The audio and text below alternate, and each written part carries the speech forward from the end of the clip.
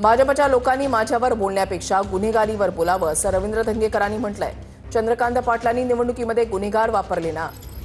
अनेक भाजप कार्यकर्त्यांच्या माझ्याकडे तक्रारी आलेल्या आहेत असं धंगेकरांचं म्हणणं आहे। तुम्ही योग्य बोलता, आमच्याकडे कोणी असं बोलणार नाही असं धंगेकरांनी म्हटलंय। भाजप नेते पत्रकार परिषदेमधून पळून जातात अशी टीका धंगेकरांनी केली आहे। आता माझा मुलगाचं वय आता 21 आहे आणि 2 वर्षापूर्वी तो गणपतीच्या मंदिराच्या कार्यक्रमाला गेला।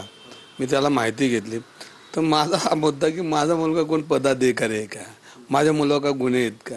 भाजपच्या नेत्याने गुन्हेगारी बोललो। रवी धंगेकर हा पाठ वेगळा आहे, रवी धंगेकर नाला की त्यांच्या दृष्टीने माझं काय म्हणणं नाही, पण तुम्ही पुण्याच्या गुन्हेगारीवर बोला। जर एखाद्या कार्यक्रमात कोण भेटलं तर कोण त्याला काय माहिती मारणे साहेब कोण, हा घाईवाल साहेब कोण साहेब काय माहिती। सगळे लोक फोटो काढतात तर काढला, मी विचारलं त्याला आज या कोथरूडमध्ये काय चाललंय। चंद्रकांत दादा धुतल्या तांदळासारखेत का, त्यांनी हे गुन्हेगार वापरले ना त्यांच्या निवडणुकीमध्ये।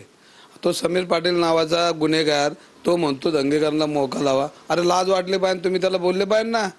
तुम्ही कसं बोलू शकता गुन्हेगार एक मोकाचा गुन्हेगार बोलू शकतो आणि तुम्ही कोणाला ताटाखाली ठेवता। कोण पाटील तो सांगलीचा रे। आमच्या भाजपचे कार्यकर्ते माझे सहकारी आहेत अनेक घाबरलेले असतात, आम्हाला ह्याला वशिला लावावं लागतं तर आम्हाला तिकीट मिळतात मध्ये। अनेक भाजपच्या कार्यकर्त्यांच्या तक्रारी आहेत माझ्याकडं। भाऊ तुम्ही योग्य बोलता, आमच्याकडे कोण बोलणार दिसतंय का तुम्हाला। तुम्ही सज्जन असते तर तुमच्या वेळ आली असती का। तुम्ही पुणेकरांना उत्तर देत नाही, प्रेसमधनं पळून जाता तुम्ही भारतीय जनता पार्टीचे नेते, ही तुमची पद्धत। नाही त्या टायमाला प्रेसला चमकोगिरी करायला येता पुढं आणि अशी उत्तर द्यायला पळून जाता तुम्ही। अरे कॅमेरामन सुशांत राऊत सह मी योगेश बोरसे, TV9 मराठी, पुणे।